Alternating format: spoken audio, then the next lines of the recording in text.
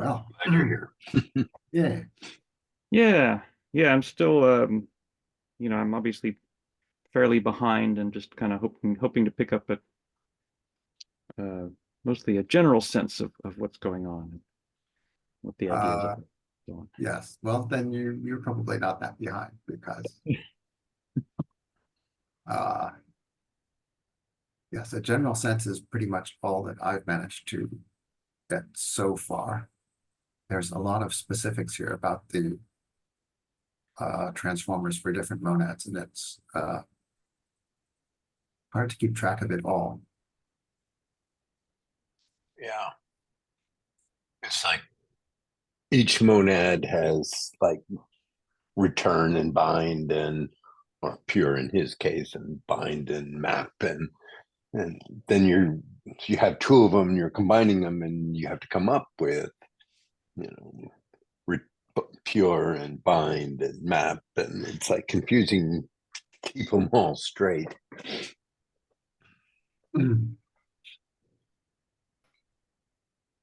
Well, I'm hoping there will be at least a pointer toward a definition of a monad transformer and a couple examples to for me to chew on. Yeah.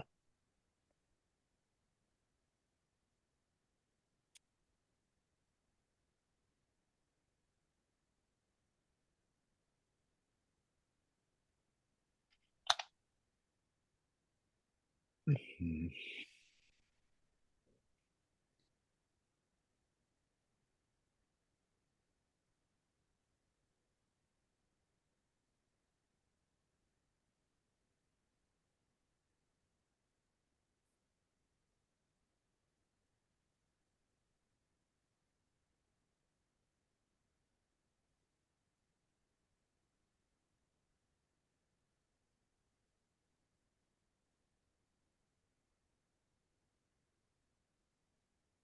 Hello.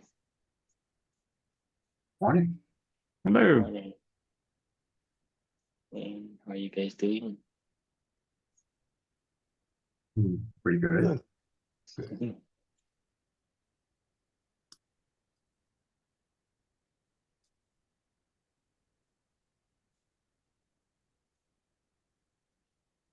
Sergey has gone off to get his daughter out of the bath. So Oh, that is important. yes, yeah, I can't leave her in there forever. Yep. I remember doing that. Now you're off the hook. Oh yeah, well, it was not a child but a younger sibling. So I see. after a certain point they can bathe themselves and so on. Yeah.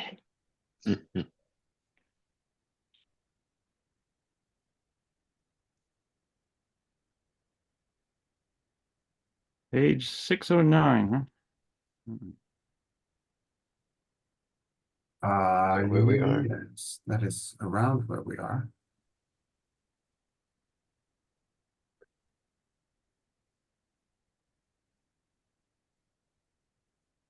PDF page is more like 622, if that helps. Ah, okay. Actually, 609 is more like, where'd it go? 625.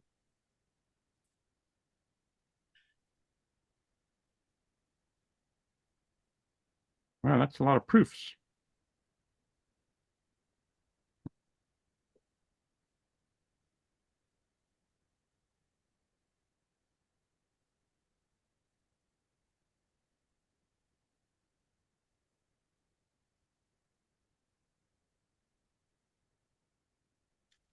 Did we, all right, yeah, did we actually get through all the other transformers? I don't remember.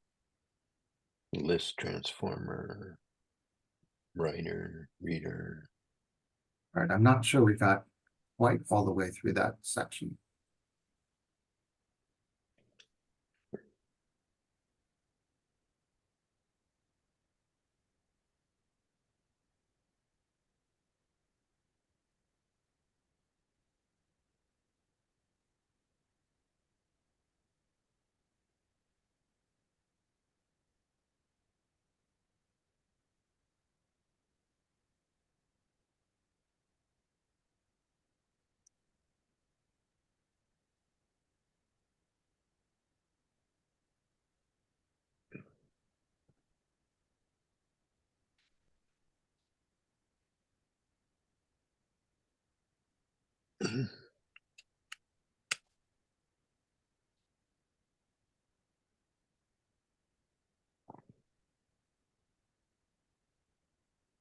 Okay, sorry, I'm confused. I'm looking at, I guess you'll show me, but the page which is labeled 609 is not in section 14.1.3.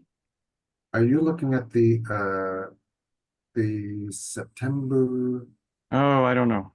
Maybe I'm Right. looking at the wrong version. We've got two different editions of the book. And it is the September 2023 one that Okay, so there's That's there's basically- a link. Does it look like? Does it look like what I'm displaying? Like if you go to that page. Not yet, but there is a Hmm. Dropbox link in the meetup event. So I'm going to go download a new copy. So, okay, Okay. yes. as you were.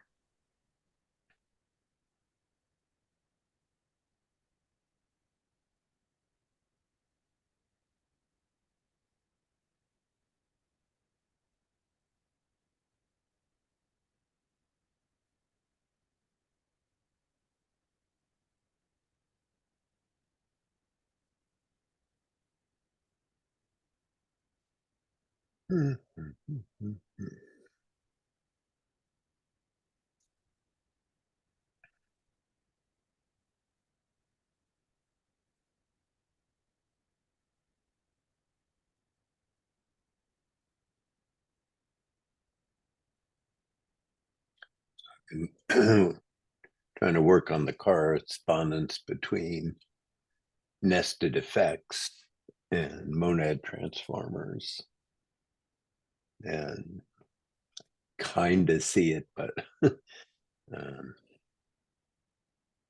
not really ready to.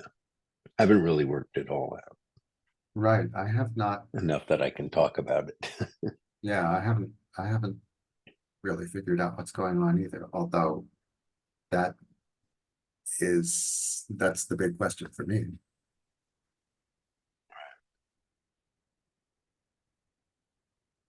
Like I played around a little bit with the reader and the foreign monad, but I keep getting confused about how things work. So sometimes it comes out right, sometimes it comes out wrong. But anyway.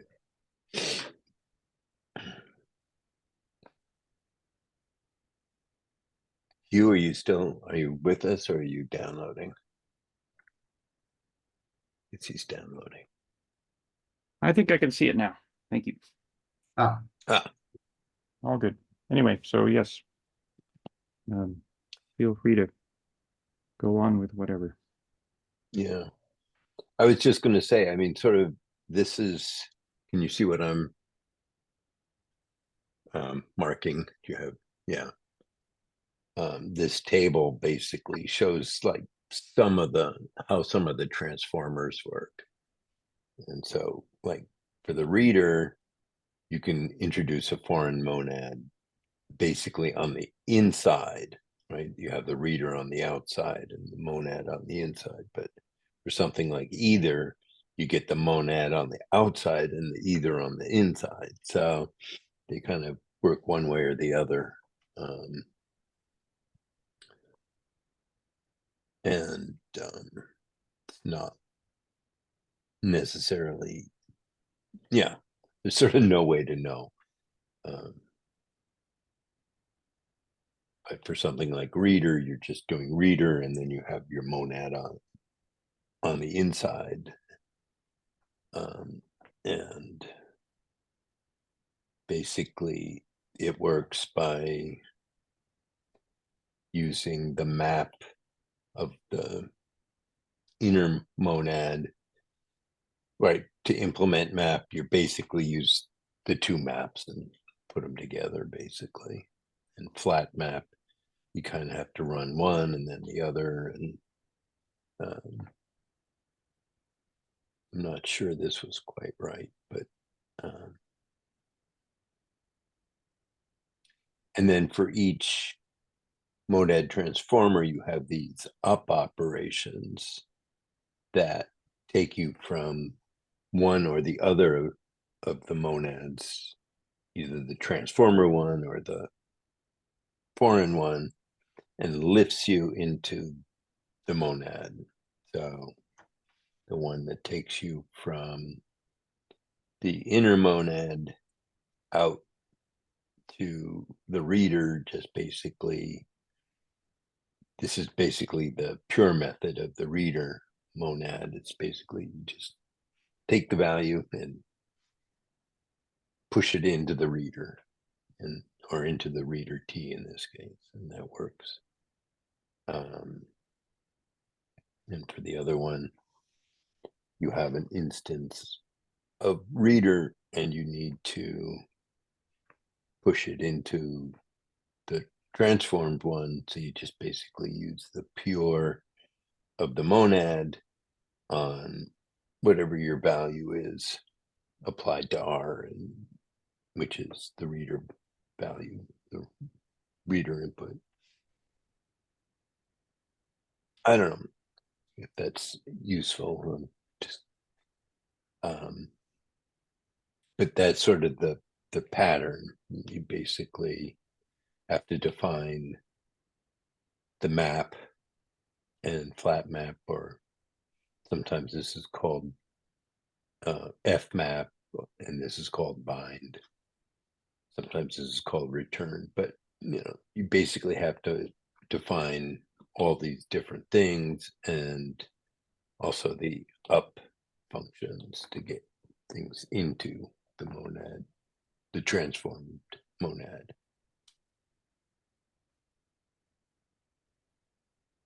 I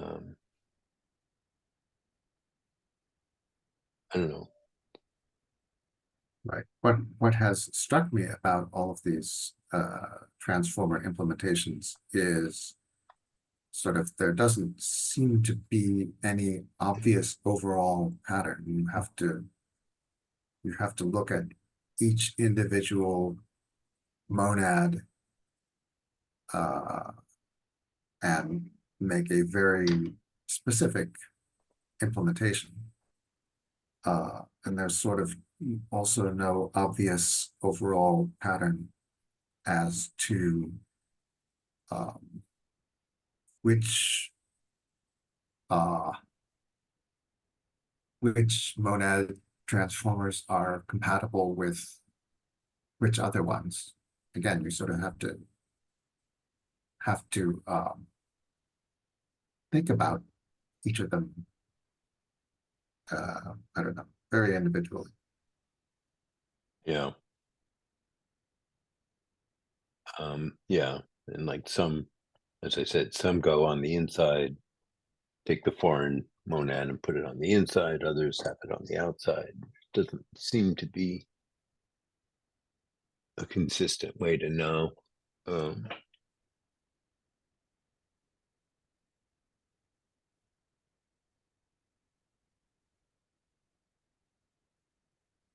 I'm not sure what happens if you do it like in the wrong order.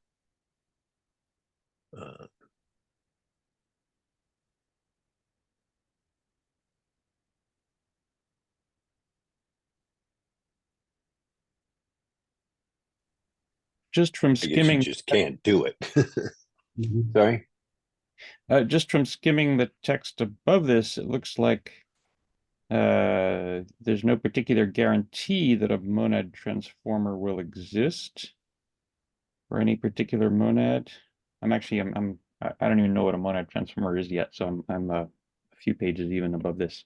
Okay, yeah. The existence is unclear and the uniqueness is also unclear.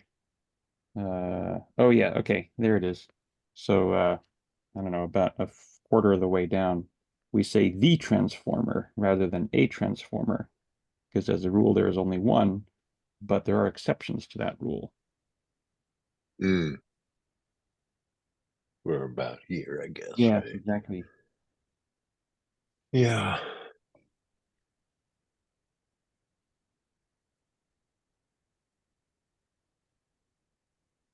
So So that makes me curious, like, are there theorems which we can use to say, you know, for this class of monads, there is at least one monad transformer, or it has to be unique or something like that.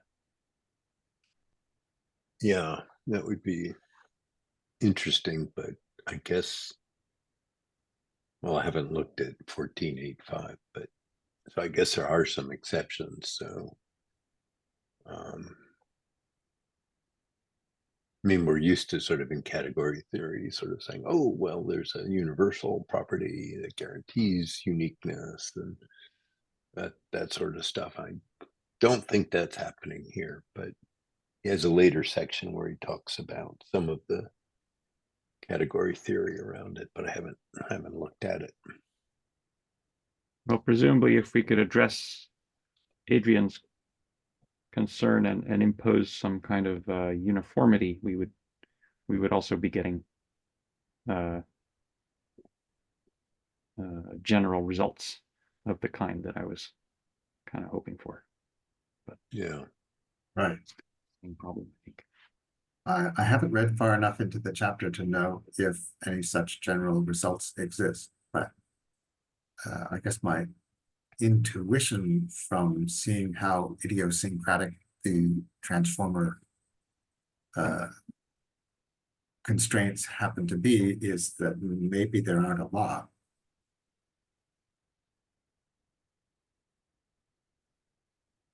Yeah. As I mentioned before, I've been working on sort of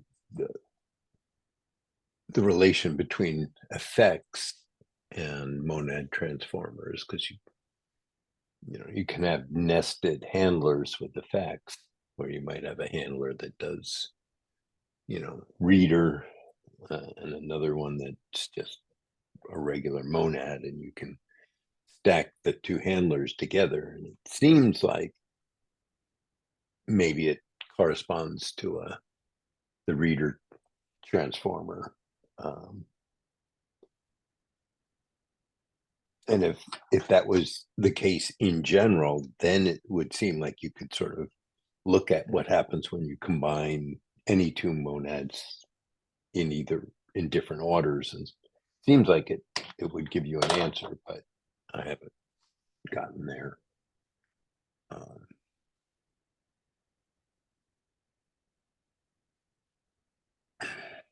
Anyway, what should we talk about?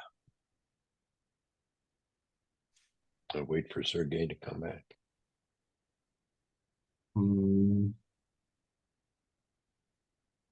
Yeah, I mean, the thing about this chapter is that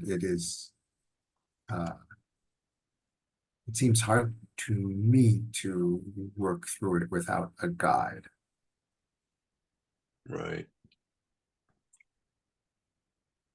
Like, like this list transformer ends up being ends up with a big recursive type, because list is recursive, then you have to have a recursive type in your transformer, and it looks all basically you're defining list T of M in terms of list T of M.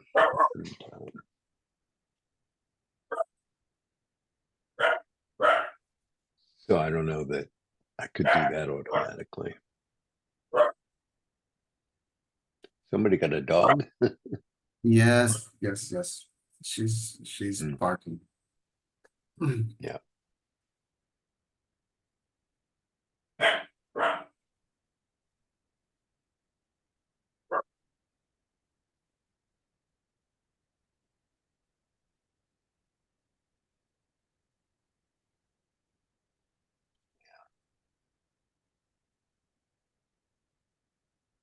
Oh, and then a lot of these monads have runners. And in that case, you also need to combine the two runners.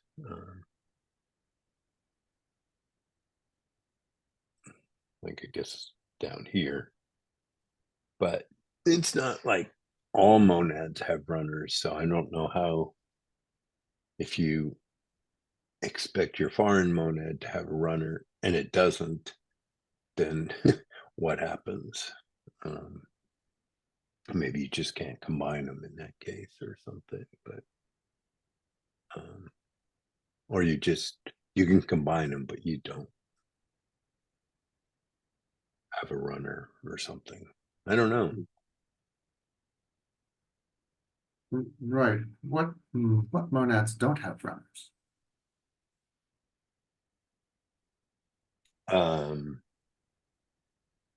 Well, something like either, right? You either, if you succeed, you do an in right, and if you fail, you do an in left. But there's really no runner, or maybe there's a runner and I just don't see it. Right. What would the runner be?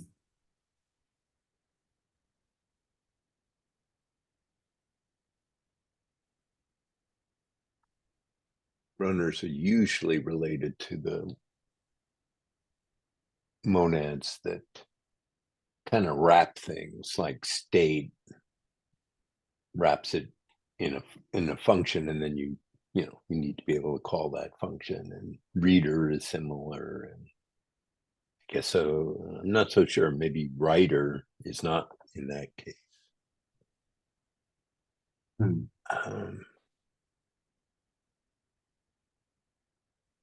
Right. A monad without a runner suggests that you couldn't implement it with effect handlers, which are sort of all tied to a notion of runner. I wonder, what does that mean? Well, I don't know if that's true, because like the handler for fail is kind of like what I said. It's like, if it succeeds, it wraps it in pure, and if it fails, it returns nothing, or whatever. Yeah. Wait, if it succeeds, it wraps it in just, and if it fails, it returns none or nothing, whatever that one is. So that doesn't really have a runner, but a lot of the other ones do. But if you sort of do the fail and then you do something like state, it just kind of works out, because when you succeed, you return just of the thing, and then you pop that into state, and it wraps it around, wraps it with lambda s dot just v, a pair just v and s, something like that.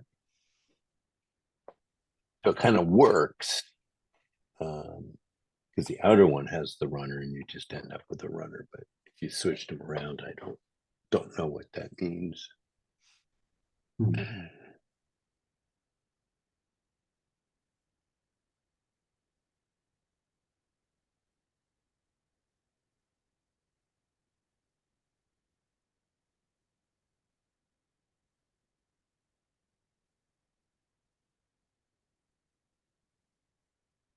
So, Pete, did you have anything that you had sort of figured out on the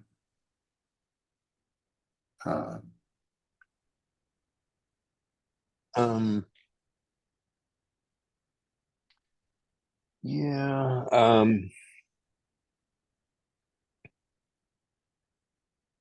Let's see. This is dangerous, but I'll try.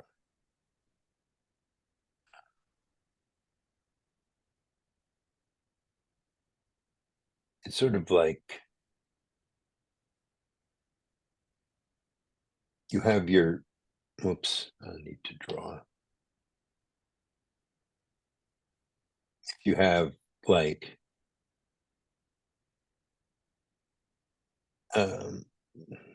there's this handle width is sort of the logic that deals with handling the different cases. And it's sort of like if you have handler 1 and handler 2, and you do something like return V, well, that will pop out over here as return. Of course, I didn't leave enough room. Return of whatever the monad, its return. Right. Oh, of V. And then when it comes out here, it's basically return of, you know, M2 return of M1's return of V. Sorry, my writing's so bad, but hopefully you can get the sense. And if you're doing something like a call,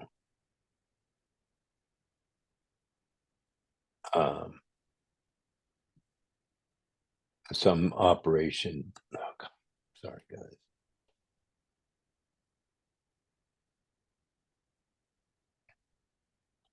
It's sort of like if you do a call of some operation with some input and some continuation. So let's just make that continuation be returned.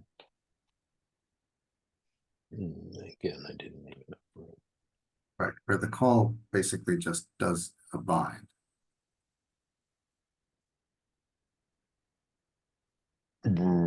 Right. Well, it's like if it's handled by handler 1, then you're going to call the handler 1 dot op method, but you give it a continuation that includes H1 after return. So you V and something like that. So when this guy returns a value, it will basically wrap it in using H1 again, and you'll come out with a value that then you feed into H2, and it wraps it up some more.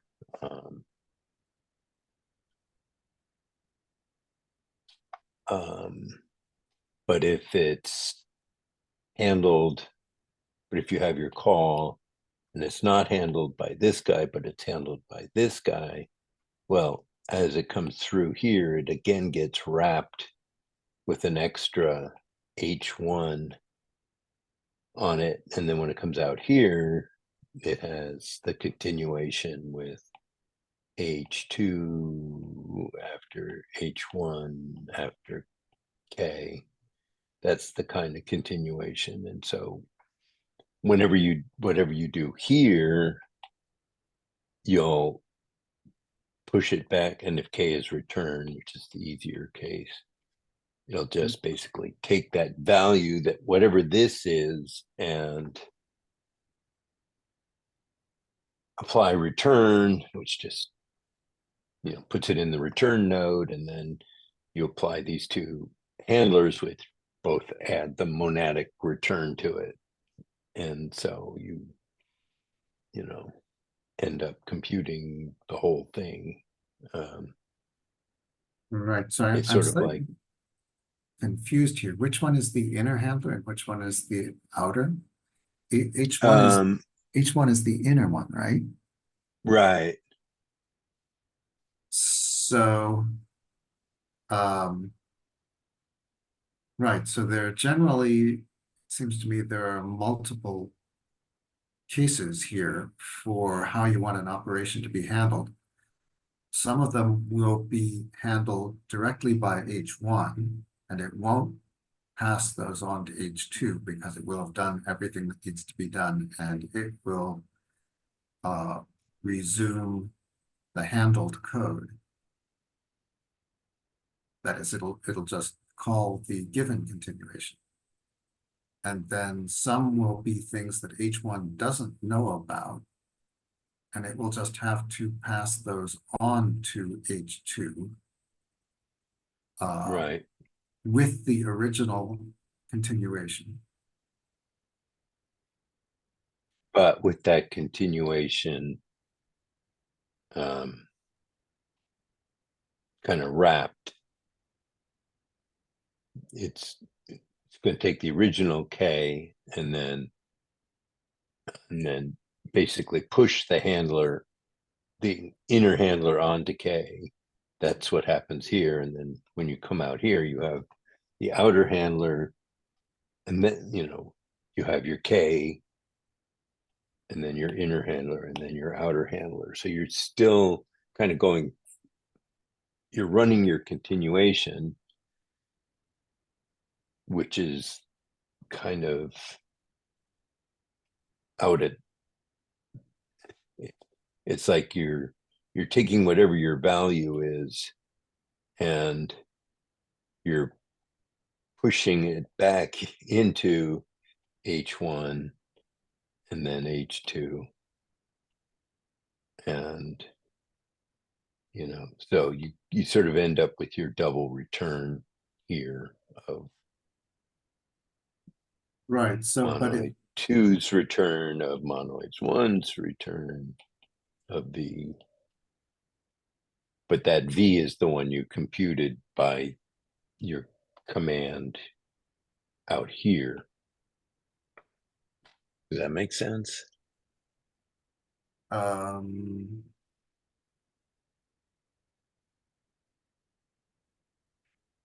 Right. So you're talking about just the return case and not the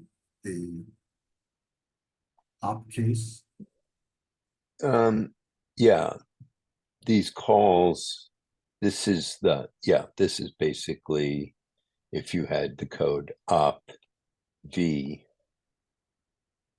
I don't know if you can see that, but basically the code in that you're writing, if it's op V, it will turn into a call node. And this first case is,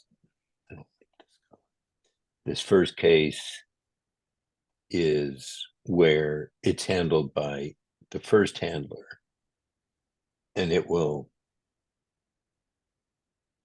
basically apply the operation and then feed the result into return, which just wraps it in the return node, and then applies H1 again to it, which basically Right, because it's will wrap it with this monad's return, and that result sort of comes out here, and then you have to still feed it through the second monad, the second handler. Does that make sense?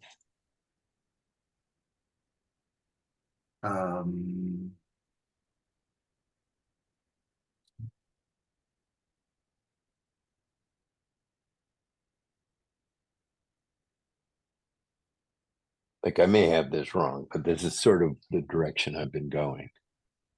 So you end up with things getting, and you know, depending on where it is, it's either, if it's handled here, basically, then when you run your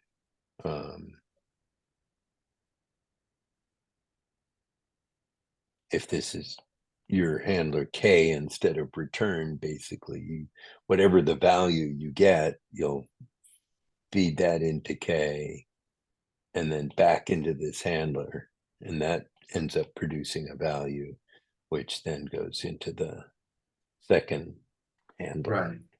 Right, because the outer handler, yes, eventually you have to return to the outer handler and the computation. Right. Yes. And so, right. So generally, this guy will end up returning something. So you'll end up with something in a return node, and then you'll pass it through this guy, which just basically adds the outer monad's return to it. So it ends up wrapping it up Right. into the combined monad. So you're sort of starting with like an A here, and you're going to get, monad 1 of A here. That's sort of the type. And then you're going to get monad 2 of monad 1 of A as the type of things coming out of the second one.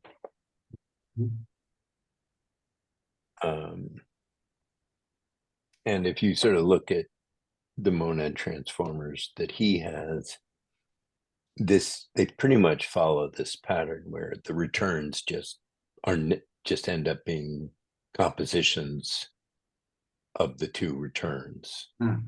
Right. But this other stuff,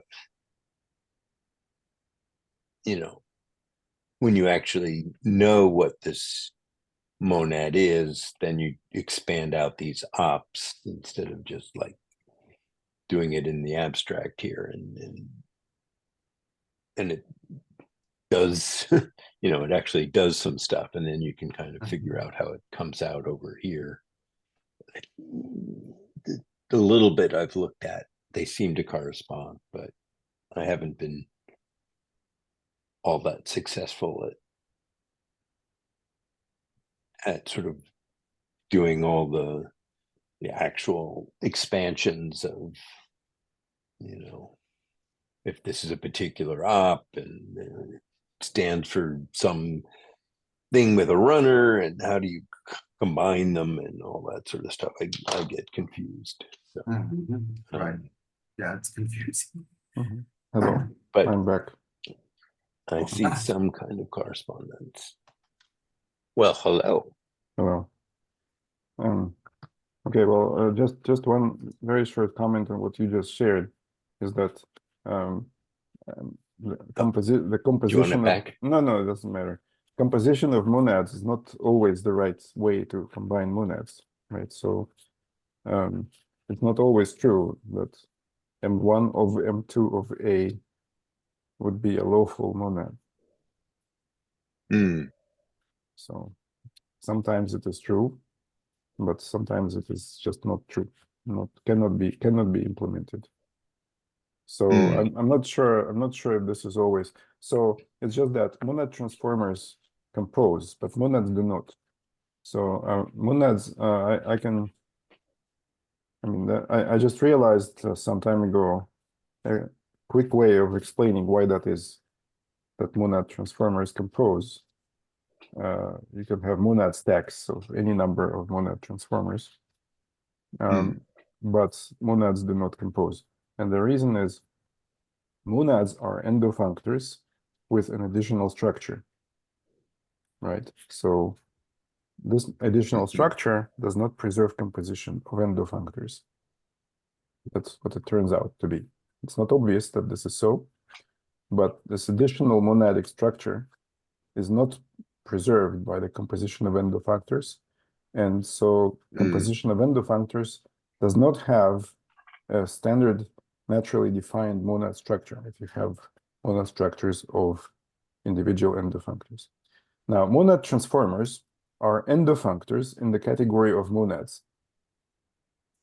And they also need an additional, so monads are endofunctors in the category of types, right?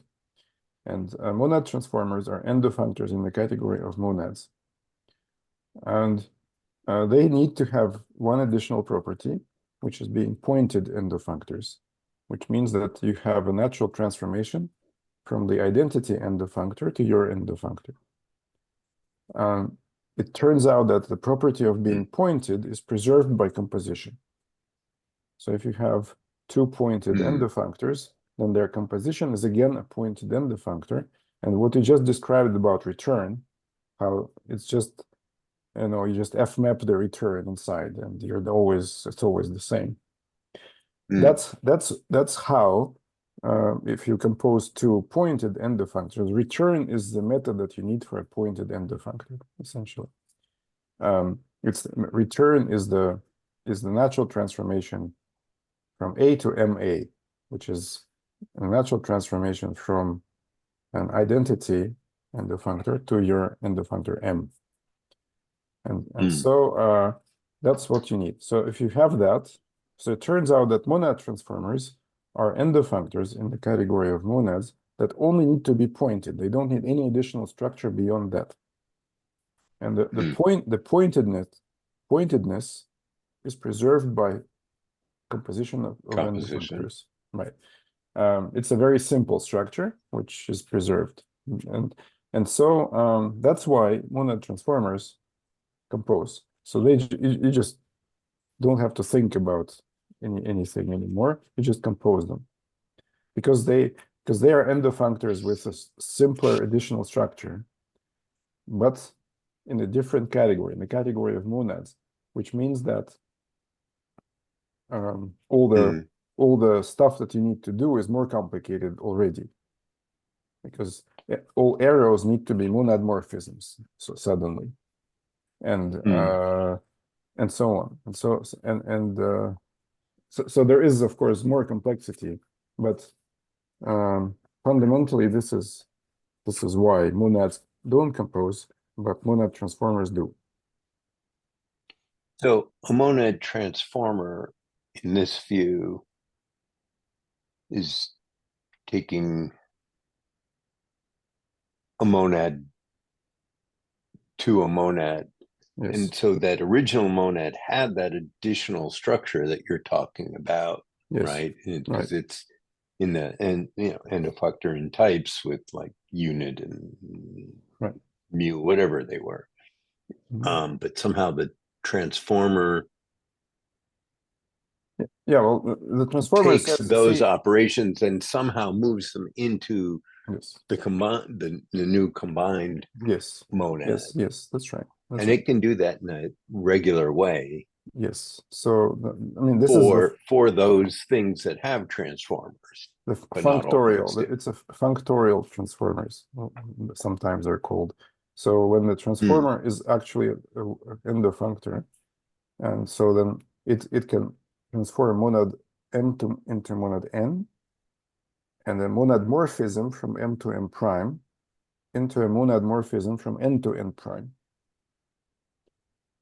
Because that's what. Say that again. I missed it. So what? A functor, right? An endofunctor needs to transform objects into objects and morphisms into morphisms. Oh, right. Right. So, which means that you need additional structure. How to transform monad morphisms into new monad morphisms, and it's a lot of additional structure actually. And it's not obvious how to make that, and that's where the complexity is hidden. But once you have that structure, you are just dealing with an endofunctor with a pointed property. So once you have succeeded in constructing the monad transformer, which is not trivial for your monad, then you have succeeded in packing all this complexity away somehow, and then you're dealing with a much simpler structure. So simple that, in fact, you can pretend that you're just composing monads. Instead of composing monads, you replace each monad by its transformer, and you compose transformers. So you can pretend that you just don't have to think anymore about composing monads. You're done. But this is, of course, not really making your life very simple. But anyway. What happens to like the up operations, right? I mean, it seems like, you have your monad, but then you have some other structure often that kind of goes along with it, like up, or, well, that's not so much a monad thing, but a transformer thing. But well, up is a monad morphism. Run or something like that, or run is another operations. monad morphism, right? So now we are talking about different monad morphisms between different stacks and parts of the stack. So, for example, you have an effect in some monad which is in the middle of a stack. How do you lift that? How do you move? How do you do a dot up on that, so that the result is an effect in the full stack, in the Right. entire big monad, right? Now this is a non-trivial question, but if you have this structure of an end defunctor in the category of monads, then you can just put your arrows in the right places, and you can just say, okay, well, first I have in this one monad, let's add just one monad to it. So what would be the up for that? Well, it's a composition of some monad morphisms and so on. You just write it down. And this is, again, a lawful monad morphism because the end defunctor preserves monad morphisms. Okay, now I'm adding one more monad on the other side. What do I do then? Okay, well, you again kind of look at it and figure it out. And so I did that in one of the chapters where I discuss how the lifts are constructed and how to do that less painfully, because actually constructing this by hand is quite painful. You have to kind of go through the entire stack, adding one at a time. So suppose you have an effect in some part of the stack and you want to lift it to the effect in the entire stack. So you have to add monads that you don't yet have one by one and lift and do an up on them one by one. So it's going to be a very complicated composition of monad morphisms. And when you refactor your program, adding one more thing to the stack somewhere, then everything needs to be rewritten, because now you have to thread it through different monads and so on. So doing it by hand is complicated, and I spent 2 sections on showing ways of doing it automatically. So is it the case that when you do an up like in the middle, that the rest of them are just the pures for the remaining monads? Well, you have to lift. No, it's not the pures, because you have a monad. So the up is a monad morphism from one monad to another, from a small monad to a large monad, right? Now, if you are under some more layers of monad transformers, all of those are end defunctors that need to act on your morphism to lift to a larger morphism, right? So this is this categorical idea that you have an end defunctor in the category of monads. It maps morphisms to morphisms. So if you have a monad morphism that is an up on some low level, and you are adding one more layer on top of that, then this layer is an end defunctor that will map this morphism to a different one. And so you have to apply that end defunctor to your morphism, and then you have to do that for every other monad that you're tacking on. I have maybe we can open a section where I do this. Like 14.1.6. Let's see. Should I try to share? I have unfortunately I don't have that file that you're using. Okay, let's see. I guess I can do it. I have I'm in the process of reformatting this book to a 12-point font, actually, because people complained before that it's too small. So I'm making it less. Okay, what am I looking for? 14.1.6. Yeah, it's right here. It's right I here. guess I got too far. Yeah. There it is. Right. So yeah, so this is it. Lifts and runners for monad stacks. So you have some so the monad stack, you see this weird angle that thing that I invented. Yeah. So this is just that's your stack. That's a stack, right? So that's the stack, and then you say you want to lift from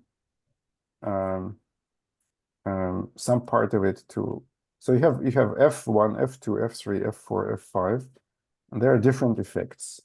There are effects in the different subsets of the stack. For example, F1 is an effect only in L, and F2 is an effect in N, and F3 is an effect in LM, and so on. So how do you combine all of those things, right? You should be able to combine all of them freely. And so so then you say, well, okay, let's say I have so what monad morphisms do I have? I have essentially two basic ones, which I call F lift and B lift. Right, so if you look at the next example, F lift goes from This one? yes, right. Yeah. F lift goes from P to KP. So F lift goes adding a monad before your initial one, right? And B lift adds a monad after your initial one. So it means that if you have some effect and you're adding monads before or after your monad, then you can use F lift or B lift, and you can lift that effect to a larger stack. And then you And have the squiggly arrow means natural transformation. natural transformation, monad morphism. It's a monad morphism. Okay. Okay. Right. So, and then we have F run, which can which is the end functor's action on the morphism.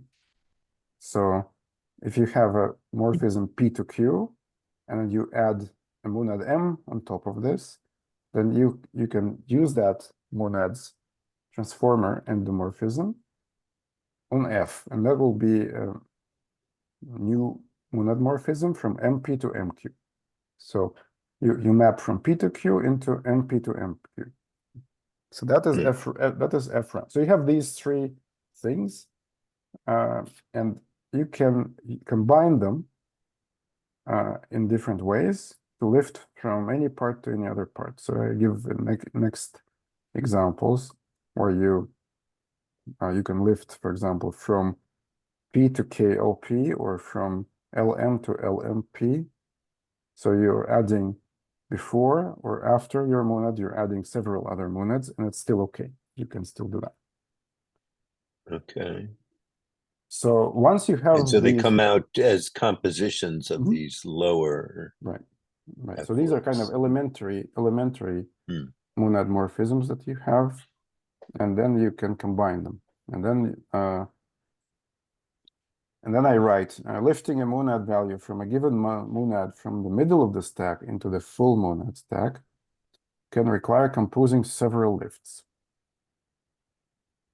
So you see, you want to lift from M to KLMN. So you have monads on both sides of M. And then you can just combine them, and you get monad morphism from M to the full stack. Or you can do it in different ways, but the result is going to be the same. Yeah, so that is how you deal with this problem. So that is how. So the up function must be a monad morphism from some part of the stack to the entire stack. And so this shows how to construct them by hand. So you can kind of look at where your monad is in the stack, and then you go B lift or F lift according to what you need as many times as necessary to go up to the entire stack.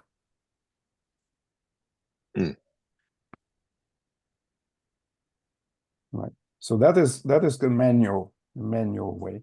So that is quite laborious. If you have a big monad stack, then you have to. So I give an example. See in this block of code in here. This is what you would have to write. Yeah. Sorry, you're scrolling up too much. Right here. Right. Yes. So this block of code. Maybe I can. Yeah. Can you draw on it? Yeah. Right. So you see, this is the kind of stuff you have to write. And it's very laborious. You have to put all the type parameters in there and write the correct things like B lift, F lift, F lift, B lift, and so on. In order to get the right types, type inference won't help you here because there's no idea where are you trying to lift. And so you have to write out everything like this. I believe this is less verbose in Haskell, but not much. Maybe in Haskell there is better type inference than in Scala for this kind of thing. But you still need to write out all of this B lift, F lift business. And then I explain, well, this is a problem, right? So if you want to change, like if you want to change your stack to a bigger one, right? You just or change some order of some monads in it because you want to do so KLMN and now you need M and LKP or whatever. Then everything here will have to be changed. It won't work anymore. Because then you have different order of monads and different combinations of B lift and F lift with different type parameters will have to be written down, and it's difficult to write that. And you really spend 5 minutes on each line tracing all the types and whether you need to use B lift, F lift, or F run or whatever. So and then you have to repeat that for every line of your program, essentially. So that's a problem. That's the problem that was solved, quote unquote, in different ways. So there are two techniques that I explained, and they kind of help get rid of this problem.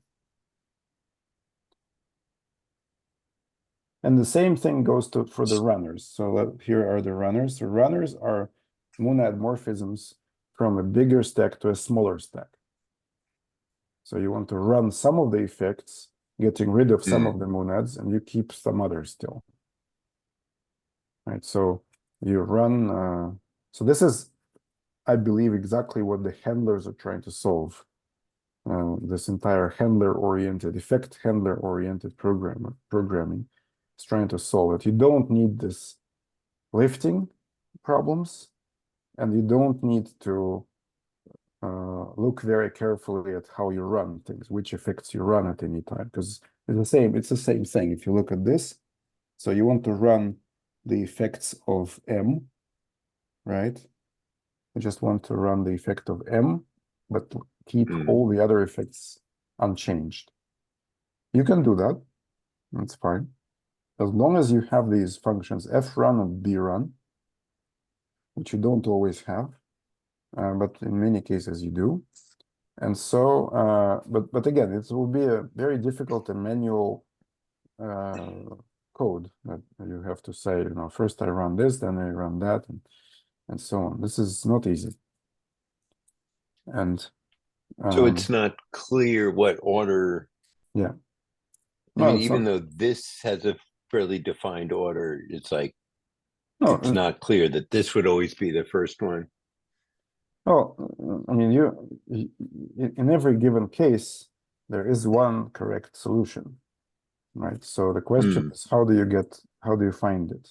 So first you need to run LMN, and then you need to run. So this is it is the K's endofunctor acting on a monad morphism in the parentheses. So because K is outside, then first you just say, I want to run L, M, n into ln. If I am able to run this, suppose I can run this, then I just lift this by the k's in the functor into k element to k ln. Okay, so how do I run element to ln? Well, first I need to run mn into n. Once I run that, I can lift it to L, element to ln. Okay, so how do I run mn to n? Well, I need to eliminate the base monad. So that's what is called a base runner. I need to eliminate the effects of the base monad, keeping the effects of the foreign monad in the stack. So if I have that kind of runner, which is not always available, but suppose I do have that, then I can run that thing. And I have a runner theta m per m. So I apply that, then I lift to element to ln, and then I lift to k element to k ln. So this is what this code says.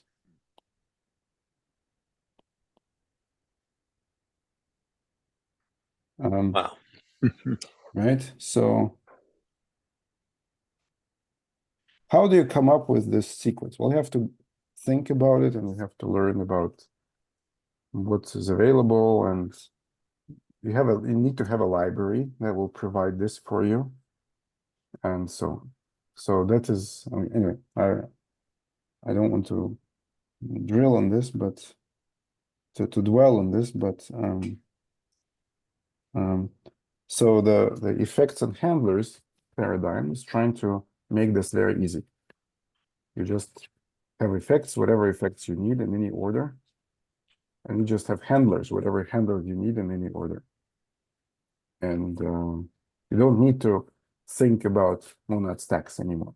You just write your effects, compose them, write your handlers, compose them, and as long as you have enough handlers for all the effects, your program will run. It will still But does matter. it come out as the same thing? Oh, go ahead. I mean, it will still matter what handlers you have and how you nest them. Yes. Well, but you have to provide handlers for every effect. Yes. So as long as you do that in some order, I suppose that the program will run correctly. Well, it will do something. Right. If you compose your handlers in the, you may have to think about how you compose your handlers in order to get it to do what you intend. Because if you compose your handlers wrong, it may do something unintended. So it may be correct in the sense that it exhibits some behavior, but it might not be the desired behavior. Yeah, well, this is similar to having a monad stack in the wrong order. Right. It will exhibit effects of those monads, but not in the way that you want. Right. So an example that I showed is a composition of state and either. So you have either is a monad that describes a possible error in a computation, right? Now, if you can compose them in two different orders, and depending on that, you describe computations that update the state at all times, and then sometimes produce an error in the result, or computations that actually don't update the state if you have an error. Right. Right. So depending on the order in which you compose the transformers, you have different semantics of the effects, but the types will match. And so as long as all the things here are monad morphisms, you're fine. In this sense, you're fine. It's just that the semantics. If you do it in the wrong order, you'll just get like in left of of everything. You've thrown away all the state part of it. Thrown away all the state, right.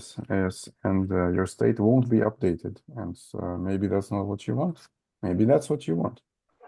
So depending on the requirements, so this part is never going to be solved. You know, your requirements need to be implemented correctly. And so, I mean, the bug is that I forgot to implement some of the requirements, and no type system can help you with this bug. So, but we're not trying to. Because it's going to have a type correct result, just Yeah, not yeah, the one yeah. you intended, maybe. Yeah, that's right. That's right. I mean, you know, your requirement is that you need to add two numbers, but you didn't add them. You just returned one of them. So, okay, well, the types match. But at least the types match. So, anyway, so this is yeah, this is what I had to wanted to I hope that I answered some of your questions. Do you think there's a relation between like the nested handler approach and the monad transformer approach? Like for the ones where the monad transformer makes sense, do they end up being the same thing? I don't know, because I'm not very familiar with this nested handlers. Yeah. No, but last time I That's said what I've been trying to figure out. okay. Well, last time I was talking about this a free monad transformer applied to a free monad, right? Now, this is the only thing that I understood about this effect-oriented programming. I must say, I have trouble understanding what they're trying to do and how in detail. So on the high level, I understand what they're trying to do. And so, yeah, so, but monad transformer for the free monad, I think it is. Do you have something to show? I can write it down if you let me share. Let me try and share this whiteboard maybe. Okay. Yeah. Give you a blank. Okay. There you Yeah, I just have a whiteboard. Okay. Right. So, so first of all, what is a free monad on a covariant endofunctor F? So let's call this free monad. Let's call it K. So K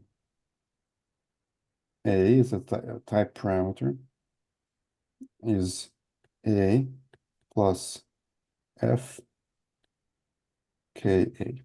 So that's a recursive definition of what it is, free monad. So this is a tree-like data structure where you have a leaf of type A, which corresponds to return, and branches of the shape of this type constructor F.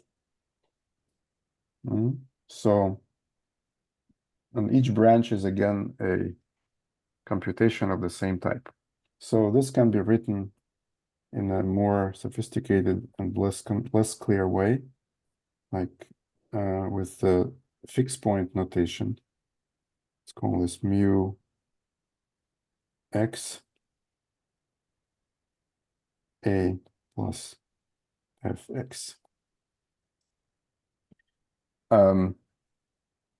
So this is a least fixed point, the least fixed point of this type equation. What is the reason why we need to talk about the free monad? Is because effects essentially say you take some f, which corresponds to whatever logic you have, the effects, and you make a monad out of it, and you just compose effects by a co-product of the effect constructor. So this is effect constructor.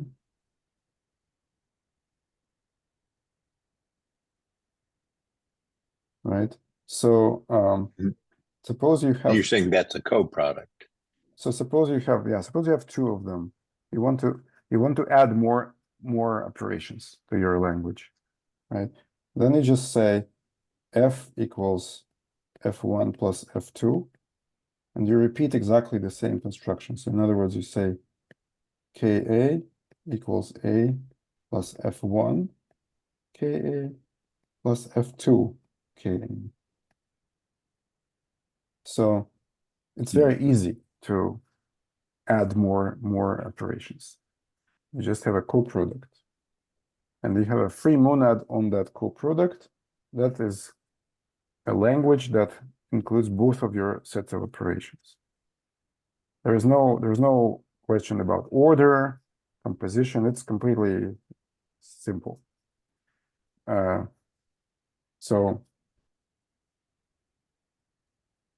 as far as I understand this entire approach of effects and handlers, this is what they're doing. They're just packing this kind of approach in a better way, so that you don't have to write this type of free monad.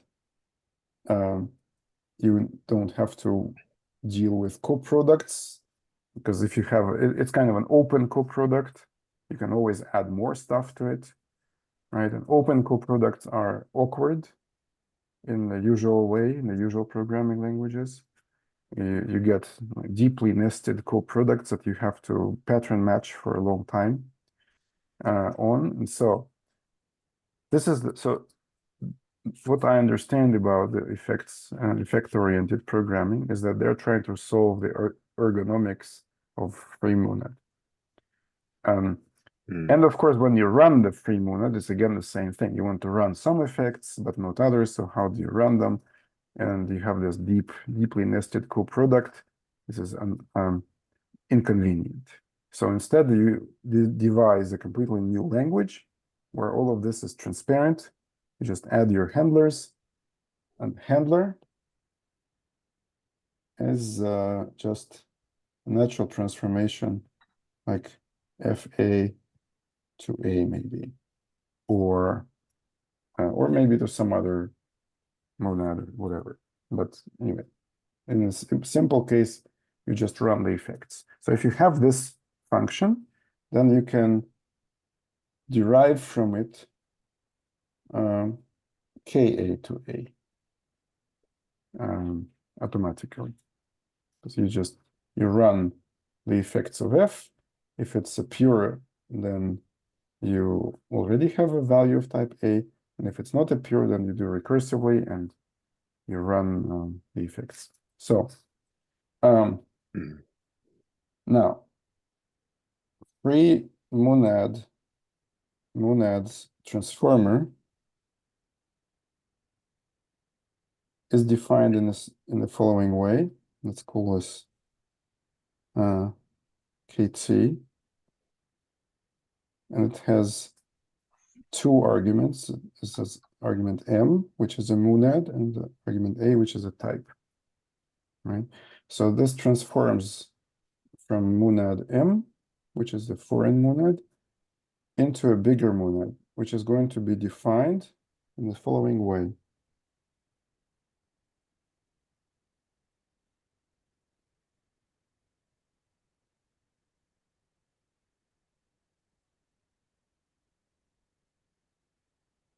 So it's important that this M is outside as well as inside. So again, this is a recursive definition. And this definition involves the new monad M in a very non-trivial way. It is not just M of Ka. It is still recursive, so M is kind of threaded through. Now, if you expand this definition, Ka equals A plus F of A plus F of A, etc.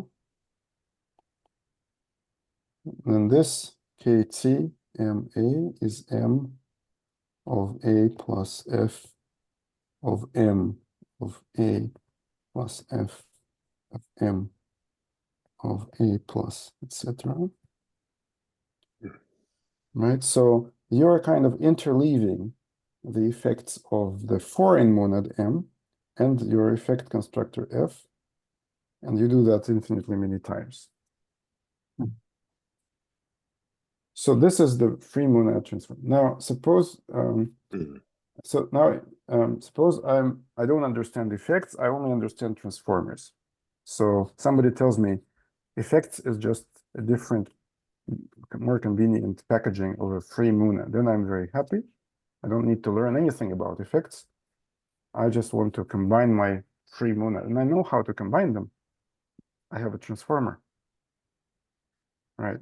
So then my first approach would be to say, if I want to combine two effects, I take the first free monad, its transformer, apply to the second free monad, and I'm done. I have combined the effects. And then I say, oh, but you didn't think about this. This is a much easier way of combining the effects.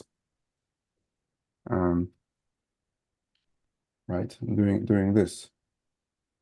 A much easier way of combining the effects. It turns So out it's the harder way to use the free transformer on the monad with F1, and then sorry, I'm not what? sure. Yeah, never mind. Okay. Trying to- Well, so okay. Well, did you have a question about this? I have a question. I can't, you know, say Okay, what well, it is. Does anyone have any questions so far about this?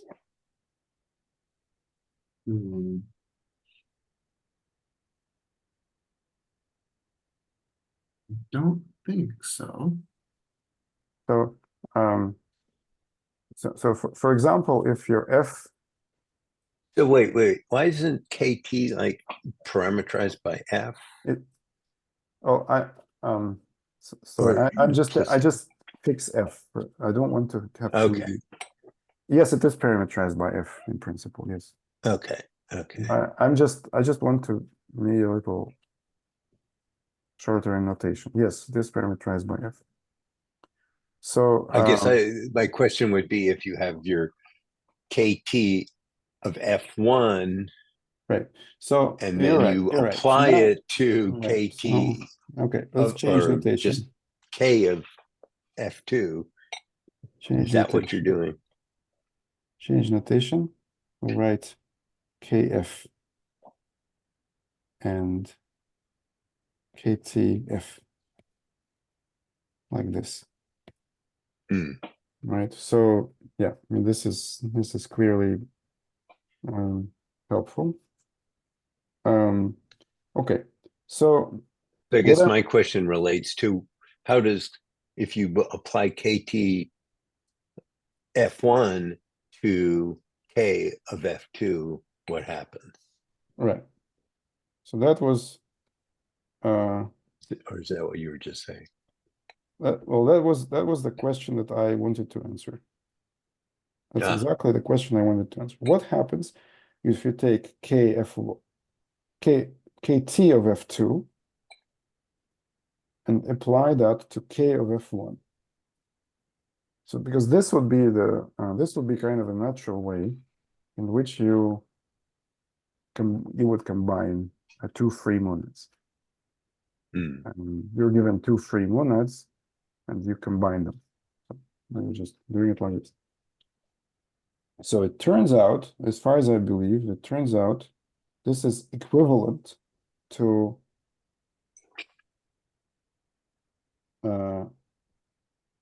it's not the same, it's equivalent to K of F1 plus F2.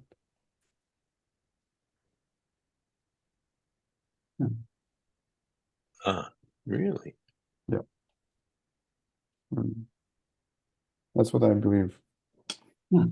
So, in other words, this very complicated thing can be thrown away. This entire complicated construction of a free monad transformer can be replaced by a much simpler, still recursive, but much simpler free monad on a co-product of these functors. So Yeah. So how do you manage to prove that? So I proved some part of this, but so I can show what I proved, which is that these things are fixed points of the same type equation. What I have not proved is that they are least fixed points. So by definition, K is a least fixed point, right? So it is the smallest type that solves this equation. So we do not allow infinite types here. This must at some point stop in any particular value. And so let me say what I proved. Actually, what I wanted to prove is the following: mu x, mu y, fx plus gy is equivalent to mu z, fz plus gz, where f, g are covariant.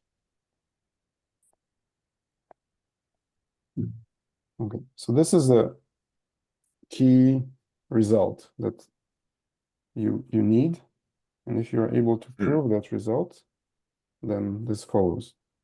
Because essentially kt is a fixed point, but m is another fixed point. So kt uses this m, which is another fixed point. And so essentially kt f2 of kf1 looks like a fixed point of the following sort: mu x a mu y a plus fx plus gy. Sorry, I'm getting a bit confused here. F1 x plus F2 y. So because mu y and mu x are necessary because you have here a fixed point,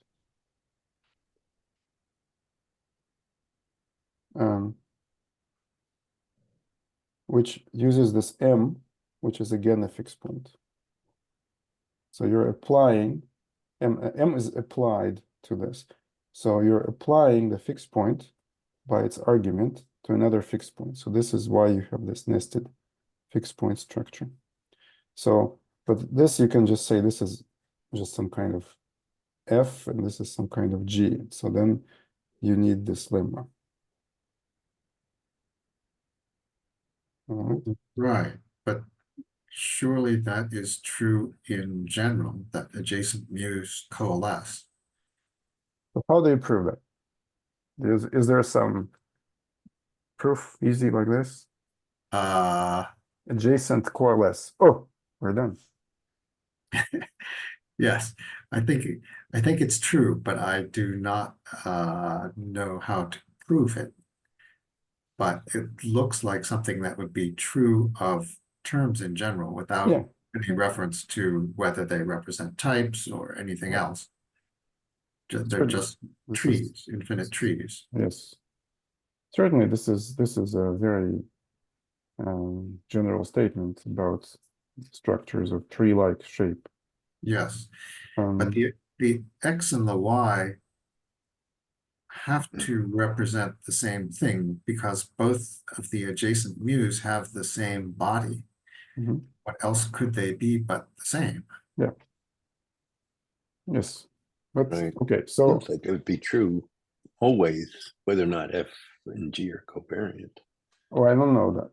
So I don't know. Maybe you're right. It's just that usually we don't consider fixed points of non-covariant endo functors. Okay. Yeah. There's this positivity constraint, right? So it needs to be positive type. Okay. Yeah. We don't need to consider anything else than positive types at this point. But anyway, so suppose I make them positive.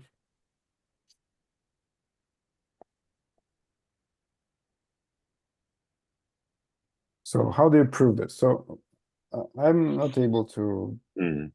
say how very easily how I would prove this and in what generality this needs to be proved. I don't know. So my approach is, let me just prove this at the level of programming language types. And so, okay, so once I prove this, I have nothing else to say to this subject. So let me maybe erase this board and start a new one.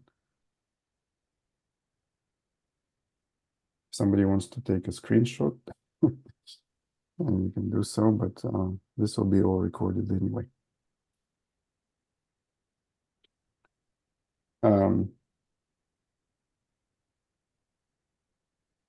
So what I want to say is that there's a mu x, mu y, fx plus gy, right? Now, if we call this, so what is that? So let's call mu y a plus gy. That is k g of a, according to our notation. So this is k g of fx, right? So this is mu x kg of fx. And then I have this other thing.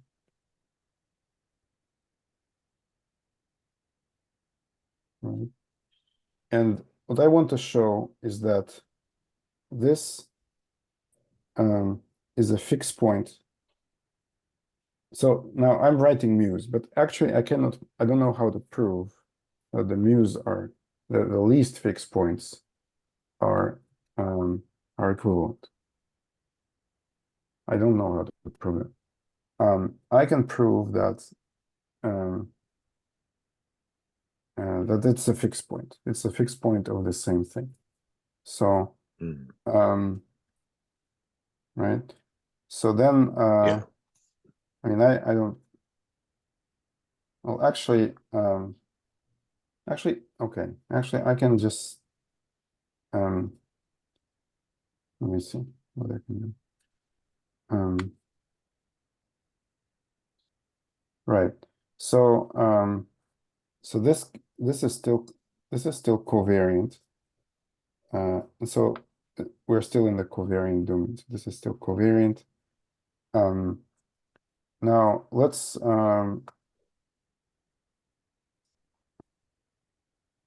denote this by t, because I don't really know how to reason about fixed points.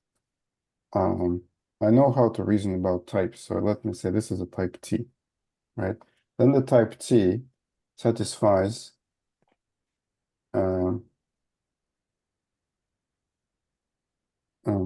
t is kg of ft.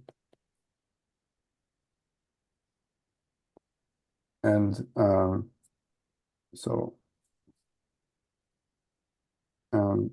now let's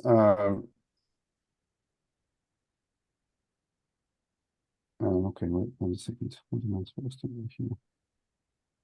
I'm a bit confused. Okay, never mind. I don't think I can just I don't think I can just do it. Like I don't remember how to get rid of this. I do have a okay, I'll have to go back to this and have to write it up. There is some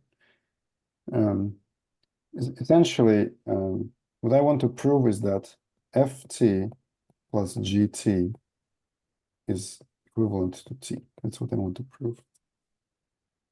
But Anyway, now Hmm. I'm not sure that it makes sense right now for me to try to remember what I did.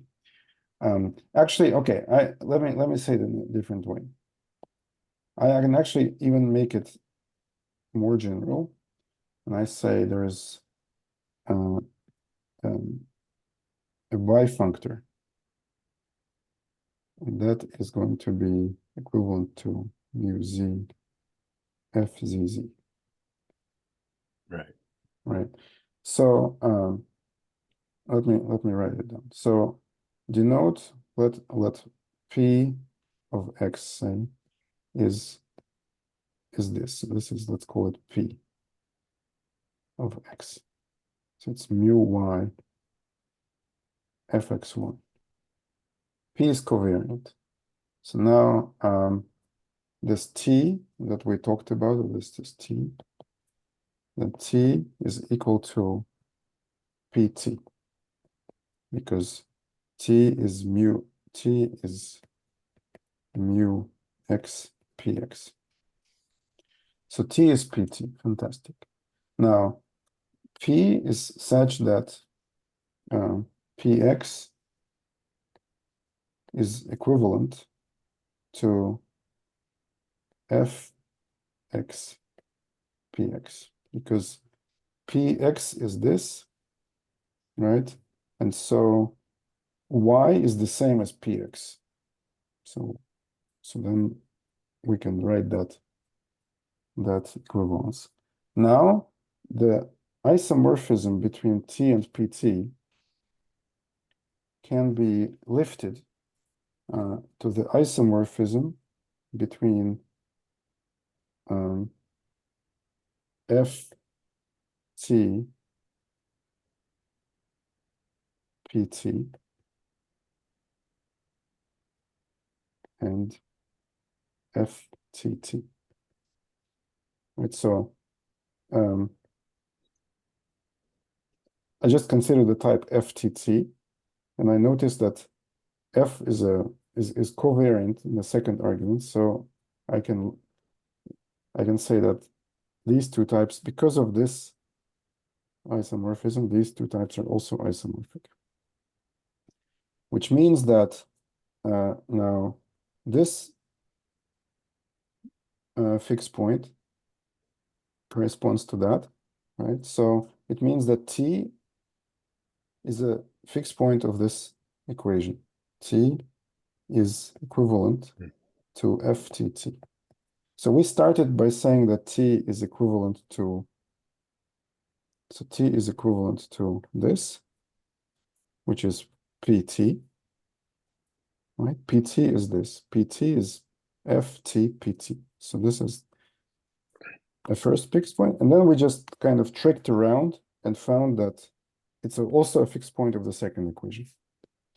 Now, we did not show that it's the least fixed point that corresponds to the least fixed point. So on the left, there are least fixed points, and on the right, there's a least fixed point. We did not show that. So I don't know how to show that very easily. But just tricking like this, so this you can ignore, because this is actually more difficult than this. So this is an easier identity to prove, actually. There might be an easier way to prove that. Right, because if t equals mu x something, then we know that t is equal to whatever that something is with t substituted for x. Yes. And then we can do that again for the mu y, and we just end up that t is equal to f of dt.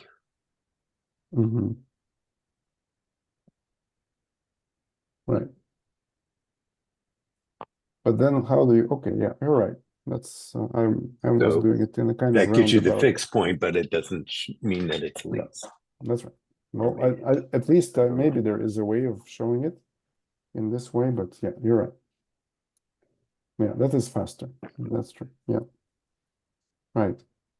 I mean, I was just doing this in a roundabout way with notations and extra names, which is not necessary. So, okay, anyway, that's what I wanted to show. So because of this, and we can, well, maybe we can somehow prove that it's a least fixed point. But maybe, you know, at every step you just say this is a least fixed point of something. Anyway, I don't know. So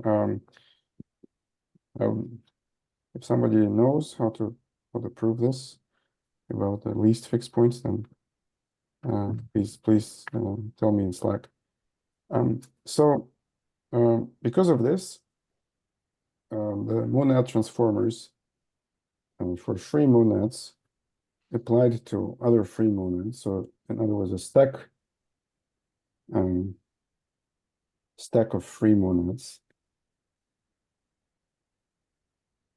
right?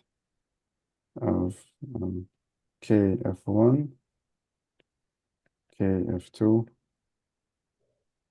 KF3, etc., and so on. It is equivalent to just one free monad, F1 plus F2 plus F3. So that's the basic result. So that means if your effects correspond to free monads, then transformers of free monads correspond to composition of effects using coproduct. And then it's clear that the order of transformers does not matter. You can compose them in any order. They will commute. Because plus commutes. Because plus commutes, yeah. So you don't need to worry about that, in which order you're transforming them.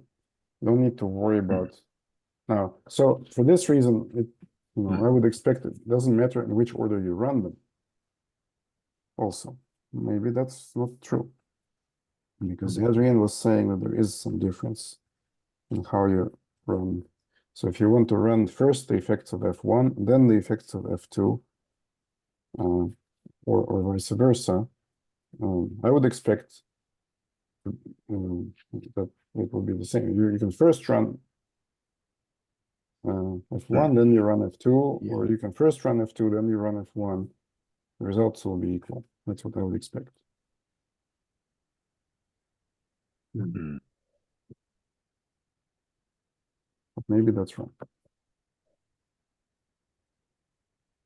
Well, if it's wrong, it means that Yeah, I'd kind of almost expect it to be more like K of F1 composed with K of F2 and K of F3 or something like that. Something where the later effects are, piggybacked on to the first effect. You know what I'm saying? It's like, if you're doing it in that order, then if you do a F1 effect, then yeah, it's going to do it, but then you've got to push it through K of F2 and push it through K of F3, and so it will get wrapped in some way or transformed in some way. That would be different than if you did the effect on K of F3. Right. I mean, if you have That's my gut. That is different. yeah, if you have a K of F1 plus F2, and you wrap it in a handler that handles the F1 effects, but not the F2 effects, that runs it into a K of F2. But if you do it the other way around, you run a K of F1 plus F2 into a K of F1. Well, the question is, what if you then run, you need to run both of them. The question is in which order you run them. Does it matter? Right, so well, the types of the handlers won't be the same if the order is different. okay, does it doesn't mean that you need to rewrite your program? Right. Well, I mean, the order of the handlers is your program. I mean, the handlers are part of your program. Right. So, No, but that's, they need to change anything other than the order of the handlers and some type annotations. And when you do that, does the result change? right, you don't need to have change the type annotations in the handled code if you change the orders of the handlers. But the handlers are of different types at least. Now, I don't know if that means you somehow always wind up with isomorphic handlers such that the composition of the different typed handlers winds up being the same thing. Eventually, you want to run it into a value that that isn't a k of anything. Right. So, Right. I think the types end up being different if you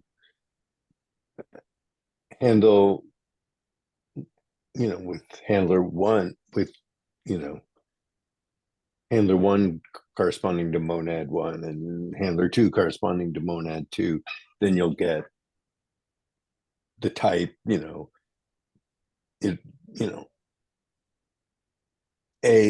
lambda a of k of handler one or m1 of m2 of a, and if you do it in the other order, you'll get m2 of m1 of a. So they're not quite the same type when you switch them around. Well, so here's my question.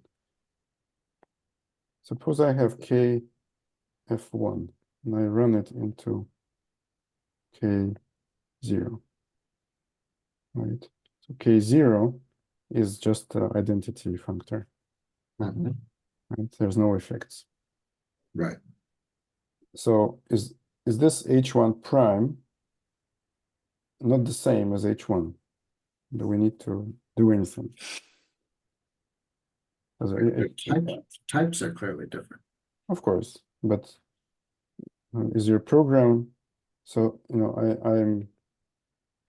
Mhm. so I'm supposed to be able to run effects, right? So what do I have to write in order to be able to run effects? So I'm supposed to write at least h1 and h2. Do I have to separately write h1 prime and h2 prime for every f2 or not? For every f1 and for f2, you have to. I mean, this is, I don't know, I'm just asking. And then suppose that one effect is error, is like either, but it's represented by effects. You have an error. And then the second effect is state, get and set. Right?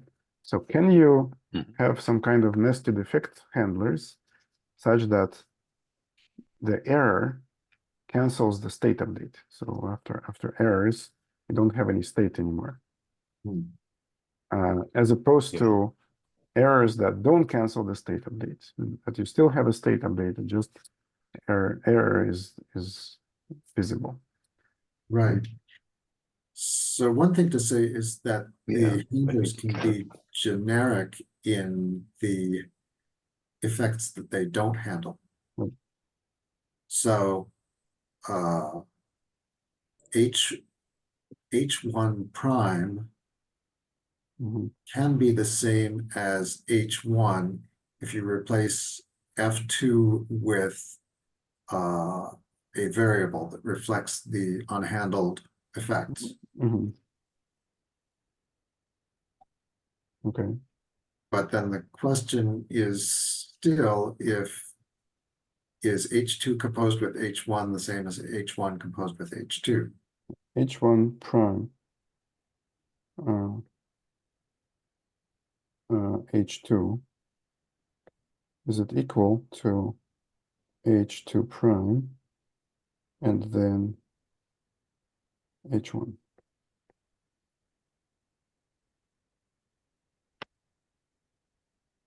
So yeah, if they are always equal, then this is a good description of what's going on.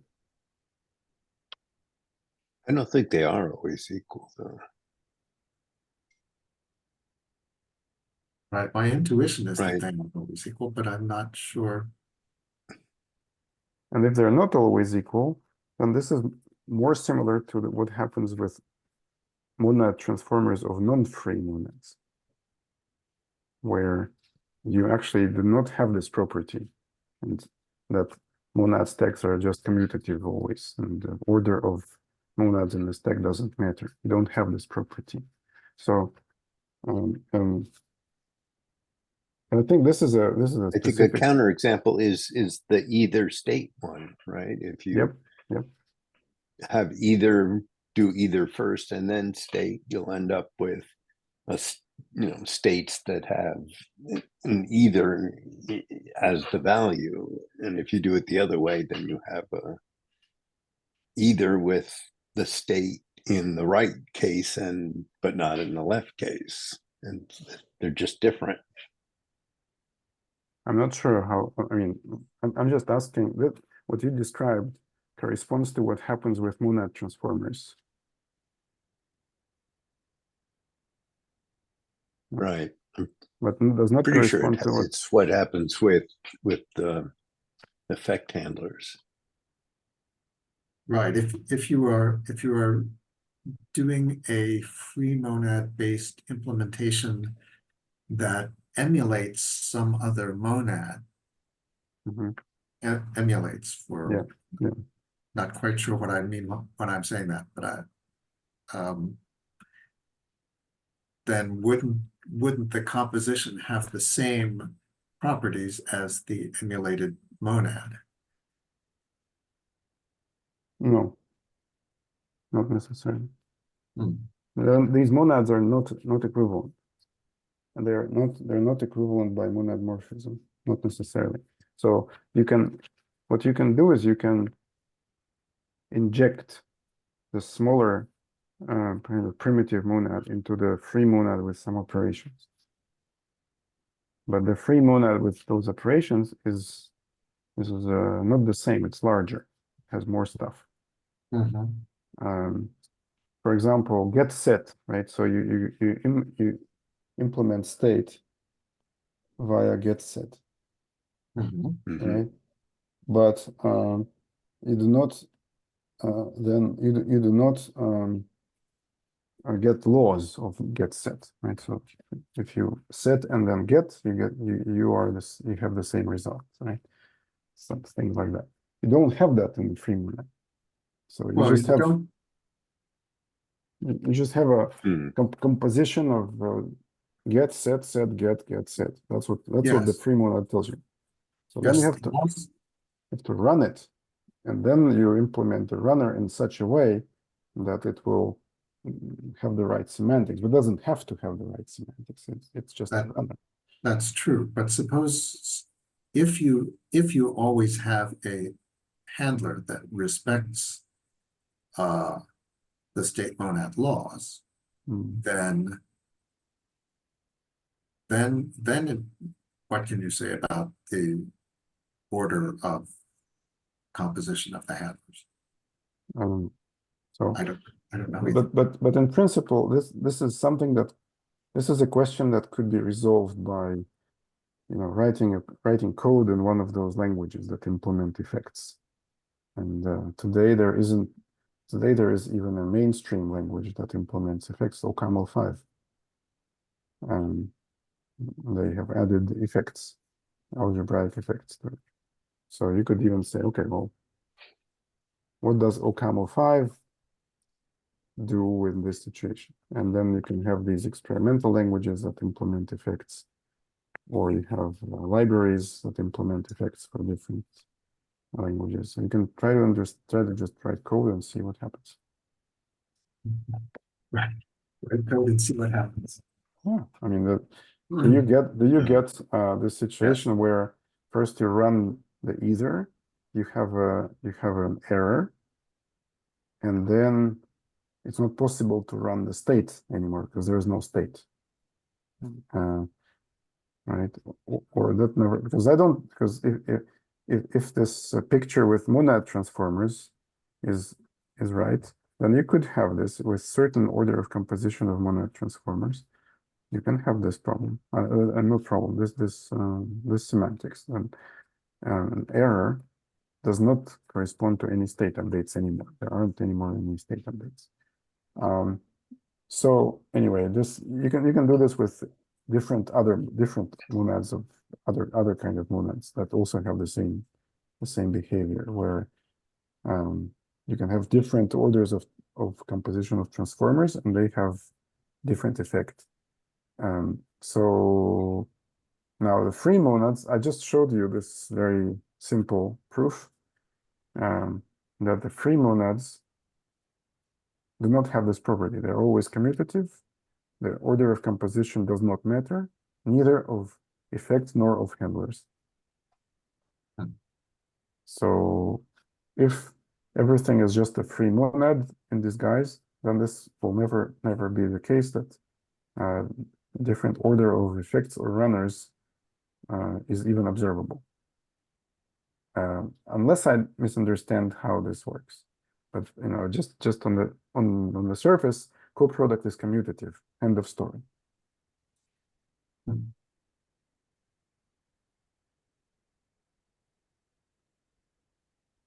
Anyway, we have. I mean, I've been kind of pushing through some of these, the handler stuff just manually for different, like for fail and state, and sure seems like they come out different if you switch the order. I don't have an example written down, but interesting. Yeah, well, maybe this is how the handlers themselves are implemented, and right.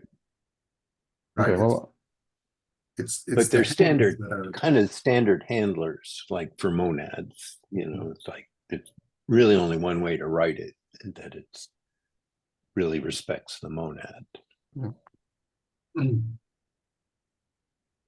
Okay, well, we have digressed very much now from the chapter. Monad transformers. I mean, from the text in any case. Hope that was worth it. the digressions are usually worth it. Yeah. Yeah. So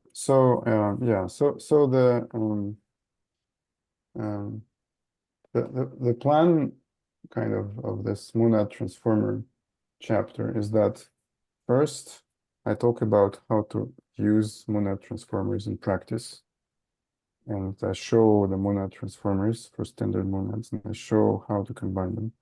I show how to write a type class for monad transformers. So Hugh was asking towards the definition of a monad transformer, right? So I discussed that. What is why monad transformers are useful, and how to combine monads via monad transformers. So then I have a big chapter about laws and what are the all possible laws that we expect to have. And that's where this thing about endofunctor in the category of monads comes. Because then I find out that there are all these laws, but actually they can be compressed into this one definition. Then I talk about how to prove that all of this is true, that all these transformers that are shown, each of them seems to be constructed in a totally different way. So why are they correct? And so I want to prove all the laws.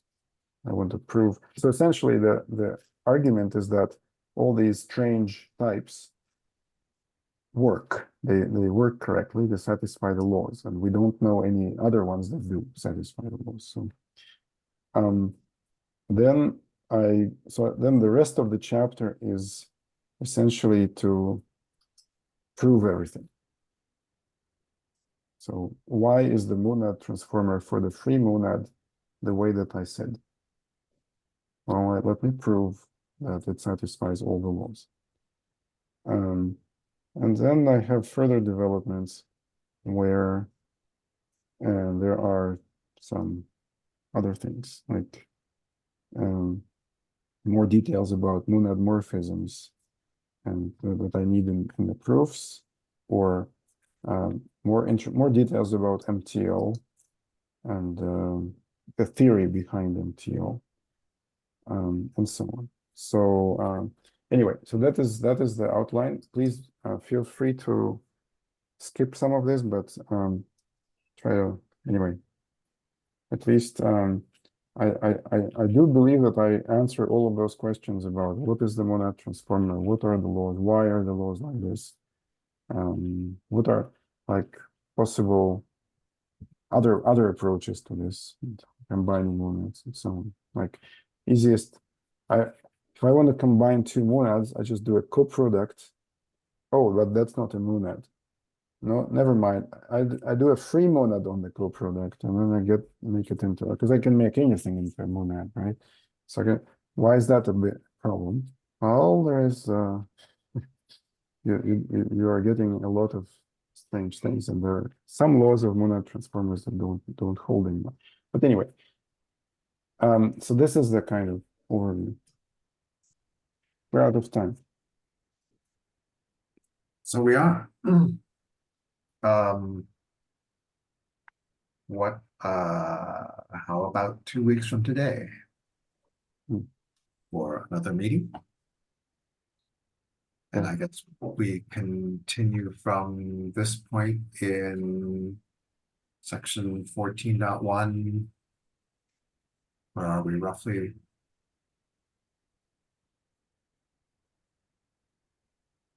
.1.4. I may be traveling that day, but I may or may not. You know, as Sergey points out, I can always go look at the transcript, not the transcript, recording. Yes, or if you're on a train, you can do what Sergey does and just join the meeting from the train. That's true. I think more likely I'll be driving. Well, yes, you don't want to distract yourself with monad transformers when you're driving. No, I'm pretty sure that's illegal. It's got to be. Okay. Okay. Yes, but of course the meeting will be recorded and yes, no reason you should miss anything. All right, until then. Okay, well, All right. 2 weeks from today. Thank you, 14.1.4. ciao. All right. Yeah. Thank Bye you. everyone. Bye. Thank you. Thanks.